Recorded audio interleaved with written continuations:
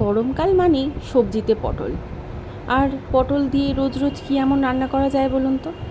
আজ তাই বানিয়েছি তেল পটল। রেসিপিটা দেখে নেওয়া যাক। দূরে গাড়ি হেসেল।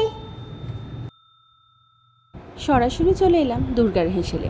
আমি এখানে কড়ার মধ্যে তেল গরম হতে দিয়েছিলাম, তারপর তাতে পটলগুলো দিয়ে দুটো পিঠ বেশ লালচে করে ভেজে নেব। তেলের পরিমাণটা কিন্তু একটু বেশিই দিতে হবে। তো এখানে যে তেলটা দিয়েছি এরপরে আরও একটু তেল হলে ভালোই হতো, কিন্তু আমি সেই তেলটা আর দিইনি।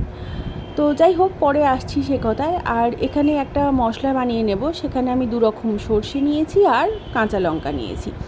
তো যারা মোটামুটি রান্নাবান্না করেন সবাই এটা একটু বুঝেই নেবেন যে সর্ষেটা আপনি কতটা দেবেন। সর্ষেটা খুব বেশি কিন্তু দরকার নেই, মোটামুটি গামাখা হবে সেই বুঝে দেবেন। আমি যতটা বেটেছিলাম এখানে কিন্তু ততটা দিইনি। আমি এখানে ওই বড় চামচের 1.5 চামচ 2 চামচ মতো এখানে ব্যবহার করেছি। তেলের মধ্যে প্রথমে ওই মশলা বাটাটা, তারপর হলুদ আর নুন দিয়ে নিয়েছি। যারা একটু ঝাল বা লাল লাল তরকারি পছন্দ করেন তারা এখানে কাঁচা লঙ্কাটা কমিয়ে তার সাথে একটু শুকনো লঙ্কার গুঁড়ো কিন্তু অ্যাড করতে পারেন, বেশ সুন্দর রঙ আসে। তবে এখানে কাঁচা লঙ্কাগুলো বেশ ঝাল ছিল, তাই এই কাজটা আমি আর করলাম না। ভাজা পটলগুলো দিয়ে নিলাম যখন মশলাটা একটু কষা হয়েছে। পটলের সাথে মশলাটা ভালো করে মিশে গেলে খুব সামান্য একটু জল দিয়ে নেব।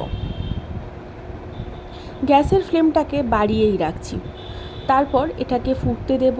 যখন বেশ গামাখা মতো হয়ে আসবে, তেলটা ছেড়ে দেবে, সেই সময় কিন্তু রান্নাটা পুরো রেডি হয়ে যাবে। তো এখানে যেটা বলছিলাম, তেলের পরিমাণটা যদি একটু বেশি হয় তাহলে বেশ তেলতেলে হয়, কিন্তু অতটা তেল খাওয়া তো উচিত নয়, সেই কারণে আমি এখানে তেলটা একটু কম ব্যবহার করেছি।